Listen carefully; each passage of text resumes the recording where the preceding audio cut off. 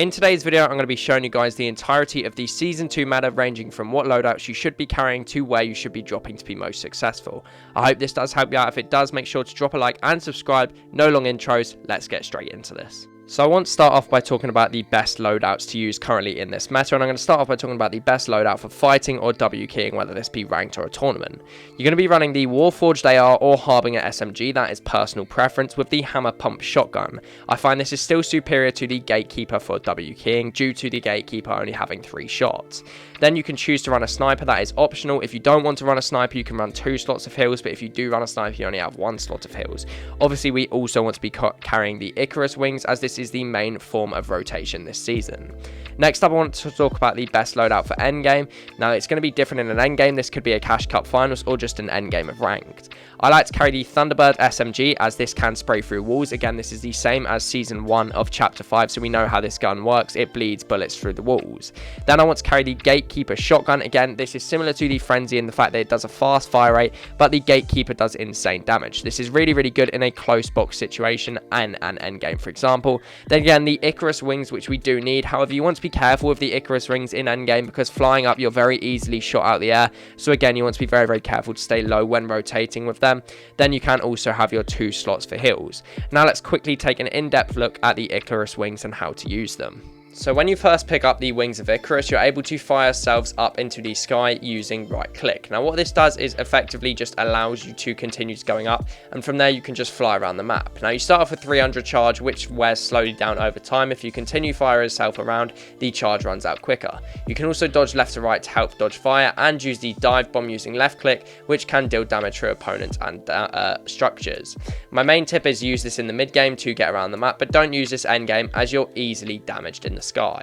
So the next thing we need to talk about is the Thunderbolt of Zeus. Now this is quite rare on the map. It's often found in the chests at Mount Olympus, obviously the special Olympus chests. Now when you guys pick this up, actually what you can do is it has 3 different charges when you shoot it, and 1 shot is effectively 3 different shots. So if you click shoot, you get 1 and 2 first charges before firing up for a third, much more powerful charge. Now the third charge does a lot more damage, and it is very, very powerful. Now this does actually work through builds, but once you've used all 3 charges of it, as you guys can see, it's completely disappeared out of my inventory.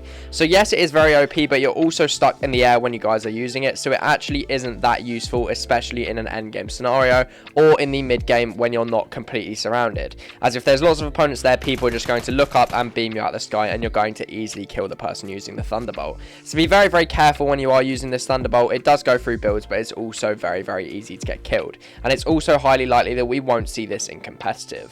So now we also need to talk about the bunkers. Now these bunkers appear at the end of the second zone, and effectively they are called weapon bunkers.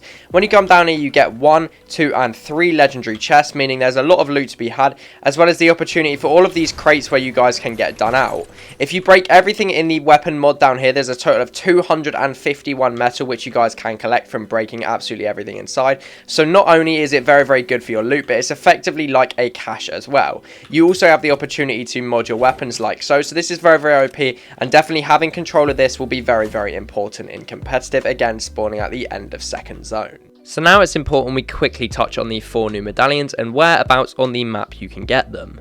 Starting off at Mount Olympus, you have to challenge Zeus, and once you eliminate Zeus, you will be able to run faster and jump higher while sprinting with the new medallion. After that, you can also go to Brawler's Battleground, where you can eliminate Ares to get increased damage on your ranged weapons with that medallion. Then you have the medallion with Hades that is at the Underworld, and this is arguably the best one, as it gives you Siphon upon eliminations. Now again, that is 50 health or shield granted upon elims, so we know that this is very, very OP and could be that crucial factor that helps you win in a solo victory cup finals, for example. Finally, you have to challenge Cerberus at Grim Gate, which gives you the medallion to have the ability of Underworld Dash and Quick Burst of Mobility. So all 4 of these are in the game. Let me know what you do think in the comment down below. I think Siphon is definitely the most important one, but overall I preferred last season's medallions. But again, if you are looking to the one that's most important for your success, Hades with the Underworld is going to be very, very important, because that Siphon is very, very OP, and especially is OP in solos if you want to play the risk and land on it. Okay, so finally, the last thing I need to mention surrounds the forecast towers. Now, yes, they do still spawn. Yes, they are still in the game, and they still function the same. However, there is only going to be 2 spawning per game now, which means, especially if you guys had a strategy which surrounds around getting the forecast tower last season, there's only 2 spawning per game now, so maybe a little bit more difficult to secure them in the game.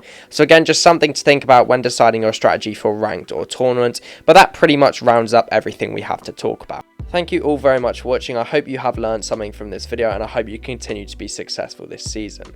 Make sure you've dropped a like and subscribed, and I will see you guys in the next one, or feel free to click on the video shown right in front of you guys to learn how to rank up fast in Chapter 5. Peace out from me.